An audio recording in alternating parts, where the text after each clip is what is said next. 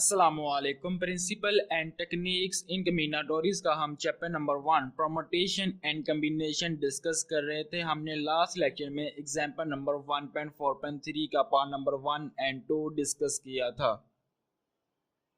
आज इस वीडियो में आप part number 3 and part number 4 discuss करेंगे एग्जांपल नंबर 1.4.3 का। हमारे पास एग्जांपल थी, in how many way can a committee of 5 be formed from of 11 people consisting of 4 teacher and 7 student if. वो ये कह रहा है कि हमने कमेटी बनानी है, हर कमेटी में 5 मेंबर होंगे। टोटल हमारे पास जो मेंबर है वो 11 है, जिसमें से 4 टीचर हैं और 7 स्टूडेंट हैं। पार्ट नंबर 3 में वो ये कहता है the committee must include at least 3 teacher. वो कह रहा है कि कम से कम 3 टीचर का होना लाजमी है एक कमेटी के अंदर।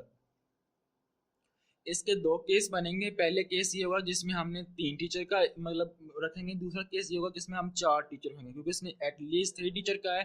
मीन केस के 2 केस बनेंगे, जिसमें हमने एक केस में हमने 3 टीचर और सेकंड केस में हमने 4 टीचर को लेकर हमने कमेटी बनानी है। फिर उन दोनों को हम बाद में ऐड कर देंगे।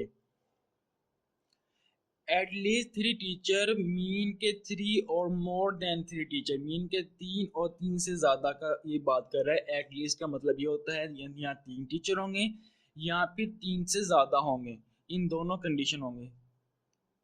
केस नंबर 1 में हम क्या करेंगे, टीचर इज इक्वल टू 3 रखेंगे और केस नंबर 2 में टीचर इज इक्वल टू 4 रखेंगे। क्योंकि हमारे पास टीचर की टोटल तादाद 4 है, इसलिए हम टीचर 5 नहीं रख सकते, क्योंकि हमारे पास जो टीचर की तादाद है वो है ही 4। तो इसलिए हमने इस केस में सिर्फ 2, इस मतलब एग्जाम्पल में सिर्फ 2 ही केस बनेंगे। एक में टीचर इज इक्वल टू 3 होगा और दूसरे में टीचर इज इक्वल टू 4 होगा। केस 1 को डिस्कस करते हैं। केस 1 में हमने करना क्या है, हमने 3 टीचर लाजमी सेलेक्ट करनी है एक कमेटी के अंदर, और हमने बकाया स्टूडेंट को सिलेक्ट करना है, और टोटल जो कमेटी के मेंबर होंगे वो 5 होंगे। We first selection 3 teacher from a 4, then 5 minus 3 student from a 7। Mean के हमने 3 टीचर सेलेक्ट किए 4 में से और 5 माइनस 3, मीन के हमने 5 टोटल सेलेक्ट करने हैं। 5 में से जो 3 टीचर सेलेक्ट किया उसको माइनस कर देंगे, 2 बचेगा। हमने 2 स्टूडेंट सेलेक्ट करने हैं फ्रॉम 7 में से, तो वो हमारे पास आ जाएगा 4C3 एंड 7C2। मीन कि हमने 4 टोटल टीचर है, 4 में से हमने 3 सेलेक्ट किए हैं। टोटल स्टूडेंट 7 थे, 7 में से भी हमने 2 स्टूडेंट सेलेक्ट किए हैं। 4C3 इज इक्वल टू हमारे पास 4 होता है, 7C2 इज इक्वल टू 21 होता है, 21 multiply by 4 is equal to 84 होता है। अब हम केस नंबर 2 को डिस्कस करते हैं। केस नंबर 2 में वो ये कहता है कि 4 टीचर को हमने क्या कहते हैं सिलेक्ट करना है। तो वही first select 4 teacher from a 4, then 5 minus 1, mean के 5 माइनस 1 हमने इज इक्वल टू 1 आ जाएगा, तो 1 स्टूडेंट फ्रॉम अ 7। हमने 4 टीचर सेलेक्ट करने हैं, टोटल हमारे पास 4 ही हैं, और हमने एक स्टूडेंट सेलेक्ट करना है टोटल 7 में से। तो 4C4 मल्टीप्लाई बाय 7C1 आ जाएगा। 4C4 इज इक्वल टू 1 होता है, 7C1 इज इक्वल टू 7 होता है, 7 multiply by 1 is equal to 7 आ जाएगा। अब इस एक एग्जांपल के हमने 2 केस बनाए थे, case number 1 and case number 2। अब हम दोनों केसों को आपस में ऐड कर देंगे। देन बाय AP, तो 84 प्लस 7 इज इक्वल टू 91 होता है। उम्मीद आपको पार्ट नंबर 3 की समझ आ गई होगी। अब हम पार्ट नंबर 4 को डिस्कस करते हैं। पार्ट नंबर 4 में वो ये कहते हैं a particle teacher and a particle student can not both in the committee. Mean कि हमारे पास एक पार्टिकल स्टूडेंट है और एक पार्टिकल टीचर, हमें नहीं पता वो कौन सा है, वो दोनों कमेटी में नहीं होने चाहिए। तो इस एग्जांपल में हम कर रहे हैं क्या कि पहले हमने नोट सेक्शन जो पार्ट नंबर 1 किया, मतलब मीन कि हम टोटल जो हम कमेटी के बनते हैं, कैसे मर्जी स्टूडेंट आ जाए या तमाम टीचर आ जाए, उनको हम सेलेक्ट कर लेंगे। उसमें से हम एक पार्टिकल स्टूडेंट और एक पार्टिकल टीचर माइनस कर देंगे, उसको हम क्या कहते हैं, उसकी कम्बिनेशन फाइंड करने के बाद दोनों को आपस में माइनस कर देंगे। सोल्व करते हैं। Firstly we find the number of way there are no section, the number of way is 7 11C5।